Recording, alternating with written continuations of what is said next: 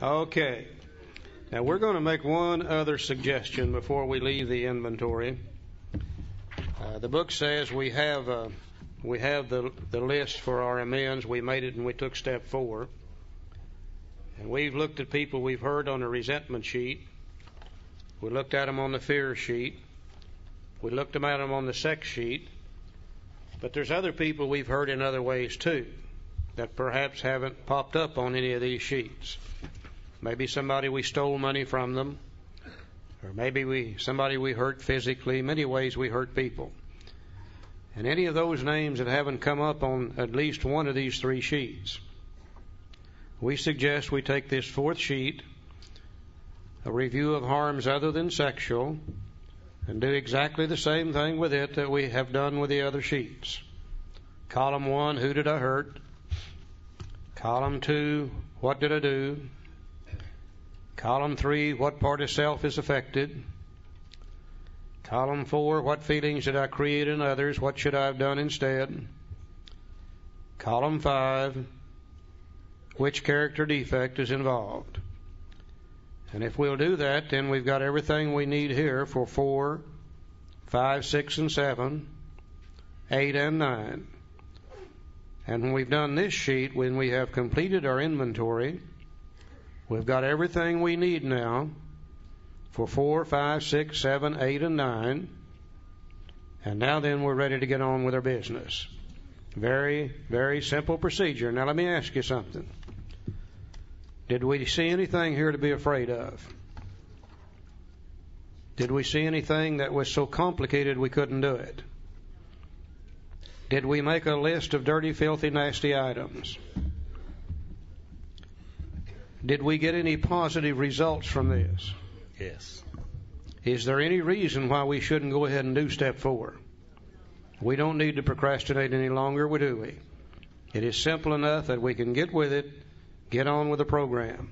A little bit of study and a little bit of help with your sponsor and a couple of evenings, you can have it done just that quick. Now the book says if we've been thorough about our personal inventory, we have written down a lot. We have listed and analyzed our resentments. Now some people look at the word analyzed as a bad word. All this is another word that means truth. We have taken a moral, truthful, honest, analytical inventory. To analyze something simply means to get down to the truth of it. Now, he didn't say it, but we've listed and analyzed our fears. We've listed and analyzed our sexual harms. We've listed and analyzed harms other than sexual. We've begun to comprehend their futility and their fatality. We have commenced to see their terrible destructiveness. Now, here's some results. We have begun to learn tolerance, patience, and goodwill toward all men, even our enemies, for we look on them as sick people. My God, what a change in personality already. This is a real change taking place here in step 4. We don't have to wait till step 12 to get something. We have listed the people we've hurt by our conduct and are willing to straighten out the past if we can. In this book you read again and again that faith did for us what we could not do for ourselves. We hope you are convinced now that God can remove whatever self-will has blocked you off from Him. If you've already made a decision to step 3 and an inventory of your grosser handicaps, you have made a good beginning. That being so, you have swallowed and digested some big chunks of truth about yourself. So now, what are some of the grosser handicaps in which we've looked at? Resentment, fear, guilt, and remorse. What are some of the basic character defects that we've looked at in the basic cause? Selfish, dishonest, self-seeking, frightened, and inconsiderate. We have really looked at those things very carefully, haven't we?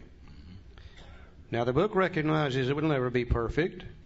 It said these are our grosser handicaps.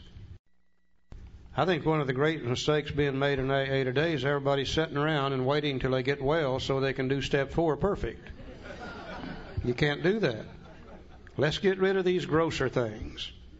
We've got another step later on that we're going to use this process for the rest of our life. We'll be inventorying forever, and it'll get better and better. But these are the major things that kill us. We got them behind us. Now we can get on with our business. You know, I think this is all the inventory I need anyhow. As I look back in my lifetime, I can't spot an emotional problem I've ever had that didn't revolve around one of three things: madder than hell at somebody, scared to death about something, or I'd done something I shouldn't have done and the guilt and remorse was eating me up. As I project my mind in the future, I don't see anything that's going to bother me that's not going to revolve around the same three things: madder than hell, scared to death, or filled with guilt and remorse. I think this is a perfect inventory for people like us. And we will continue to work on it the rest of our lives anyhow. Now, I don't know whether you all have noticed or not, but nearly all the information in the big book on sex is on page 69.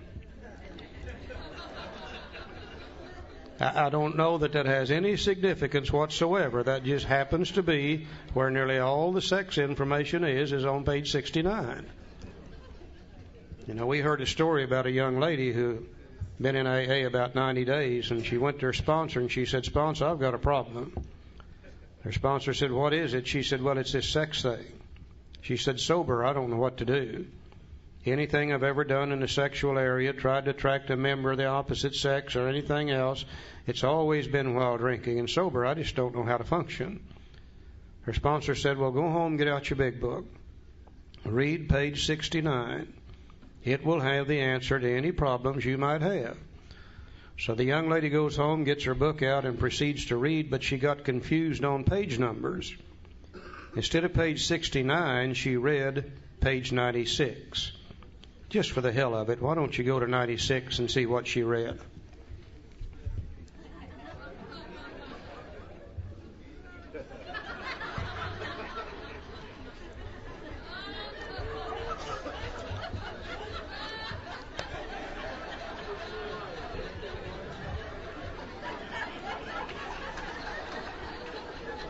I think that's one of the most appropriate things I've ever read. It just goes on and on and on.